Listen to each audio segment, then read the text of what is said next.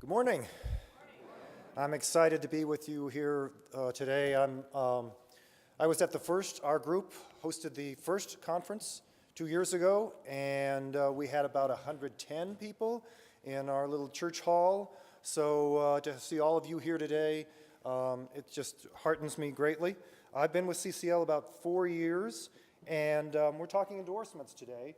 And this is such a critical part of what our work will be doing over this year, especially as we move toward getting a bill introduced and then passed in Congress. I'll share a lot of what we're doing in our group to move our Republican member of Congress in North Orange County, and some of the best practices we've found, and mainly what we've in talking with other people and talking with you and talking with some of the people who are doing things elsewhere and what's working, and I want to share those things with you. The first thing that I want to establish is that I hope if you come away with nothing else from this, it's that you can do this. I have no special training in seeking endorsements, in public speaking. I'm an introvert in most cases, but I've stepped out of as so many people in CCL have, I've stepped out of my comfort zone. I've committed to this because it is so important, and I hope that you'll join all of us in committing to an effort in your group to get endorsements in your district and with your group, even across district lines. So our goals are to win the support of leaders whose opinions matter to your member of Congress. So I basically break it down in our group is we want to get somebody whose opinions matter more than ours do.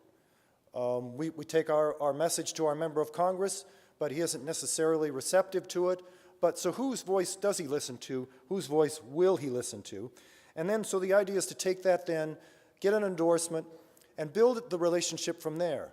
Deepen the relationship. We don't want them just to sign our endorsement letter or endorsement proposal, but we want to deepen the relationship so they become a part of our team. They want to join us in meetings, and ultimately we want them to get in a meeting with our member of Congress, say to our member of Congress, this is important to me, we need you to do this, and so we want to look for people whose opinions matter to our members of Congress. So there are different kinds of endorsements. I call it CCL Classic. That's the classic CCL endorsement there's the generic climate action. The climate change is real. It's time for Congress to do something about it. And then there's the more committed version, which is they become more aware of our specific proposal, carbon fee and dividend, putting a price on carbon, returning the money raised directly to households. And so those are the two basic letters. Now others have tailored a letter specifically to their district. We call this a leader's letter. There are a number of them going on. This is classic, kind of in the mold of what's worked. Jay Butera. Anybody know Jay Butera's name? Does that ring a bell? He was the gentleman from Philadelphia. Took the time, to put his life on hold. Went to Florida. Decided there has to be groups in Florida. There have to be efforts there because it is ground zero for climate change in the U.S. And so he started from scratch, building groups, and he started with a letter that was tailored specifically to what would get people's attention there. Sea level rise, the effect that's going to be had on businesses, on entertainment and tourism, and tailored it that way. In our district, again, we have a Republican member of Congress, we drought, the fire season's longer than it's ever been. So think about what matters in your district. Our member of Congress is also chair of foreign affairs. So we bring the idea of refugee crises being affected by drought and climate change in vulnerable regions. And the effects, this is a threat multiplier internationally, which the Pentagon and other groups are telling us. So it's crafting a letter that puts it in terms that will mean the most to your district, your member of Congress. And then if there are other efforts like state, county, city resolutions. We'll hear more about that later today. And some of that effort is to get people, we now have many different municipalities that have endorsed action on climate change, endorsed carbon fee and dividend, and that happens by people reaching out to their local elected officials and getting them to endorse. And then by newspaper and editorial boards, and again, that's more information that will focus on that. I'll focus more on getting endorsements, getting people to sign an endorsement letter, a leader's letter, part of this effort. So leaders to target, and I'm going to talk just a moment here about Jay Butera because he inspires me. He's kind of the Babe Ruth, the Serena Williams, the Meryl Streep of getting endorsements. What he did was he went to Florida and he met with Republican members of Congress, and he talked about the ways that this is affecting them now and will especially affect them in the future. And he was able to move them to the point where he got in a meeting with a Republican member of Congress, local mayors, presidents of chambers of commerce, county commissioners, faith leaders, all in one room together. And I still remember what he talked about. Ileana Ros-Lehtinen, who was a Republican member of Congress, who's one of the signers on the Gibson resolution. She's on the Bipartisan Climate Solutions Caucus. And she said, I can't believe you got all these people in my office on the same time, talking about this at the same time. And it was like 2 weeks later that she signed on to the Gibson resolution, that she became involved with the Climate Solutions Caucus. So it took like 6 months to get them all into that room together, but by building step by step, endorsement letter, relationship, getting them into that meeting, and then once she did, she was convinced. She saw that this was important to people who matter to her in her district, and so she did it. So some of those people are chambers of commerce. If you have especially a Democratic member that you're working with, labor unions, faith leaders, mayors, city council members, county supervisors, university presidents and deans, and PTA presidents, which we'll be hearing later today about Mothers Out Front and that effort. And those voices will be really important to do those. So think about who in your district would be somebody that your member of Congress would really listen to, whose opinions matter. So first, in planning your approach, the most important thing you can do after this is go to CCL Community. Everybody on CCL Community? If you're not, get on there because there are some wonderful resources, especially when it comes to seeking endorsements. If you just go to citizensclimatelabbey.org, there's a button for endorser program, and you'll see some great resources there. And then do research to build a list of targeted leaders that you want to contact. Think about who you know already, whose opinion is important to your member of Congress. Who in your group can suggest somebody that they already know, or somebody that they can reach out to. You have parents, send them, maybe they might want to go the PTA route. If you have people who are already involved in community work, if they're on the planning commission or they know somebody who is, step by step, you get to people whose opinions matter. And so what we did in our group and some of the other efforts around this is we created a Google Doc that kind of tracks our actions and progress. It keeps us on task and lets us know who's handling what, and that way we can be accountable to each other as well. How are we going to get this person? What did we do in the last month since our last meeting? How are we coming with that meeting with someone? Who's reached out to this person and had a conversation about getting that meeting with that person so we can explain what we're doing and how we can do this? And then we want to make that first contact. Email and phone call are the two primary ones that I've heard of and that we've used.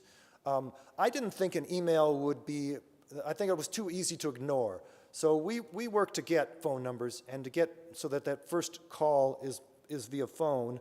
And if you have somebody who can introduce you, that's a terrific way to do it. If you know somebody who knows somebody and they can introduce you, that's a great way to make that first outreach and make that first contact. But I do know the groups that have gone the email route. And one of the ways that has been effective is to just find a bunch of people. We did a Tiger Team effort where we were targeting a particular district in Orange County that we thought had potential, Republican district. It included Irvine, which is a big business center, especially when it comes to technology. And so we were able to build a list of almost 200 businesses. And then once we did that and we built a group of emails and things, we were able to just send out that email and blanket it. And then we got some responses, and there had to be follow-up to follow up on that. But just from that, we got 3 or 4 business leaders who immediately said, yes, I want to sign, and I want to be in that office when the meeting. And so it took building this database of a lot of businesses. But if you reach out to enough, some of them will already be on board. They won't need convincing. And so we want to start there and then figure out which ones are more likely to be good targets so you can plan your time and know which are the best ones to reach out to. And then leverage endorsements to get more. You talk to somebody and you say, Council Member Jones, we talked to her and she's really interested in this and excited and invited, and she suggested we talk to you, and one leads to another, and Pastor Garcia said this is a great idea, and we spoke at his church, and we'd like to bring this message to your congregation as well. And then again on the CCL community site, there's a database of those who have already signed up, who have already endorsed, and you can check there and make sure that, see who's already endorsed, and maybe somebody in your district is already in that database. It's huge and growing all the time, and so check that out, and there are people who can help you navigate that if you have any trouble. It's people at CCL, and I'd be happy to help with that as well. So here's some of the tips that I wanted to talk a little bit about and about our experience. In our district, again, Republican member of Congress, chair of Foreign Affairs Committee, so we went the leaders letter route. We decided we wanted to make it specific to our district. We saw the success they were having. We reached out, and so far we have 85 people who've endorsed. We've had people in our, we've had members of Kiwanis Club. We've had, like I say, city council members, planning commissioners, faith leaders. We're still working on chambers of commerce. One of the things that, we're all learning from each other. I am certainly no expert on this, so experience that you've had, experience that you've heard others have had, I'd love to hear about it. If you know of people who've had success with chambers of commerce, I'd love to hear about it because I know that would resonate with our member of Congress. And we've struggled to crack that nut. So what Jay did in South Florida, he suggested start at the top, go to the president, go to the chairperson, and then you don't have to necessarily, if you can get through that first step, if you can get some traction there, you don't necessarily have to go through the bureaucracy where you have to work your way up. It has to go to a committee, it has to go to this, it has to go to that. We've decided that when we've gone to presidents, they weren't very interested in having us speak at their meetings. They weren't terribly interested in having us, they kind of sloughed us off. So we're starting to work from membership. Target members who might be, the lists of members of chambers of commerce are pretty easy to get. On their website, often it's as easy as that. And people who might be more receptive to it.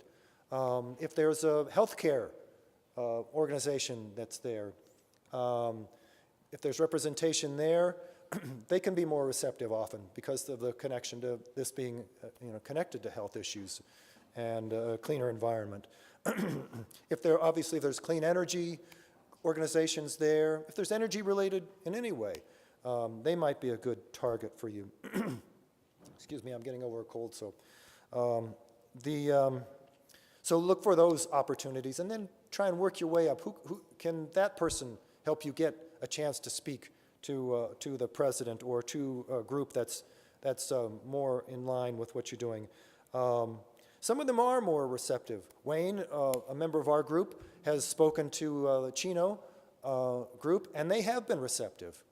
We're still working on getting that endorsement, but we have had some people who are interested, and they have shown an interest. So because I know it's very important to our member of commerce what business leaders are saying, small business people especially. We're definitely still working on that because it's that important. Setting goals and being disciplined. Force yourself to stay put, to stay active on this. Don't let it slide between your monthly meetings. Like I say, have that Google Doc, update it, check on the progress that your fellow members are making. The person who's working on faith leaders, how are they doing? What's worked for her or him? The person who's reaching out to businesses, what can I do to help that person? And how many businesses did I get a chance to call this week? What's my goal? Did I hit it? And then you can track your progress and things become more achievable step by step. So with leader outreach, I'm sure you know that a big part of this is listening. We don't want to just dump what we're doing, and one of the things that I'm trying to do more and more, and especially this year, is to be a resource for those I'm asking to be a resource for me. So that if there are people you're reaching out to and you know that there's something that's really important to them and that's in a local jurisdiction or something. For instance, there was an aide to our former state senator who was a Republican, and he seemed receptive when we met with him and the state senator's office, and so we followed up, and it turns out he's big in pension reform. And so that's a big problem in the city in Brea where I live.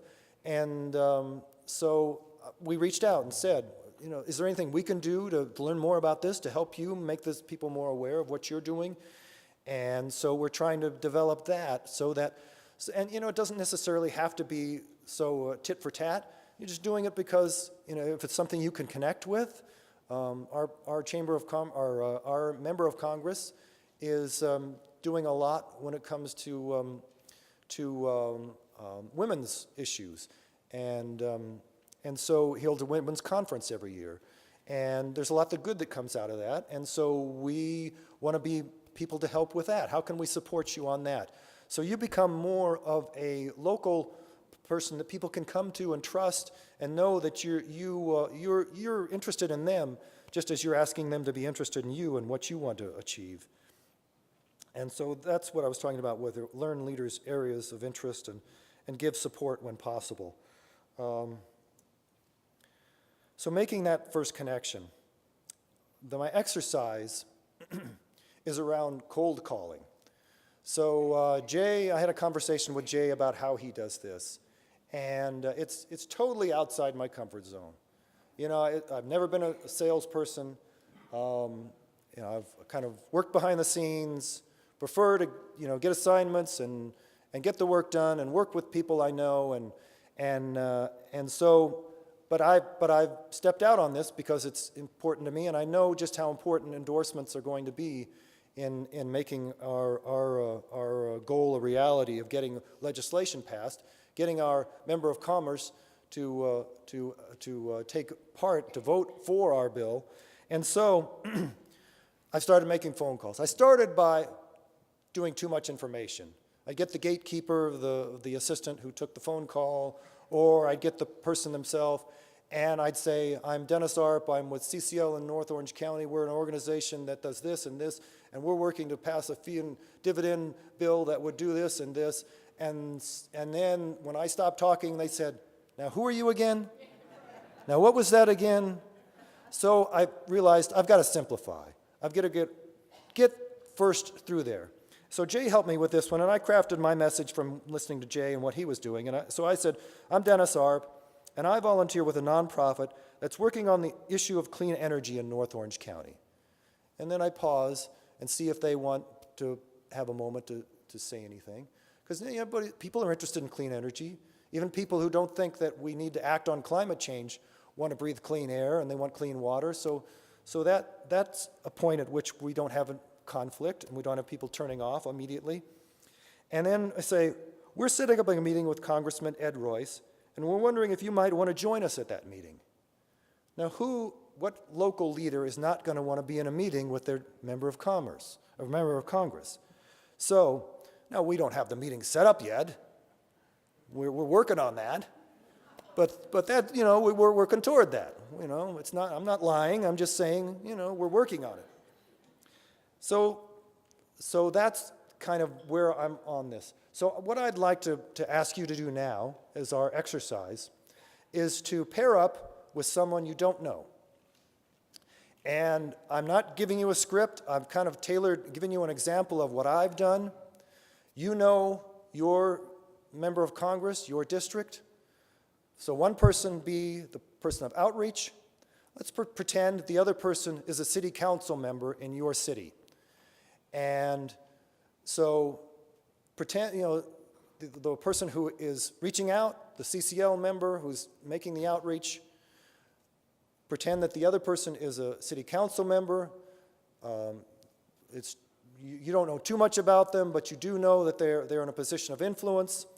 And so the other person, you know, don't be too combative, but kind of work with the other person and encourage them to lead you through their message, how they might get you to their introduction. And the goal of this call is to be able to come and meet with them and share information about what you're doing and get them interested enough to want to take a meeting with you, a 20-minute meeting at which you will explain in depth what your goals are, how you hope to work together with them, how you hope to partner in this effort, and where you can have common ground so that we can move our member of Congress toward a goal that we can share. So we'll do that. We'll take 5 minutes and do that, if you would, please, and then switch those roles between the two. So I'll ask you to do that now. 5 minutes total. Okay, great.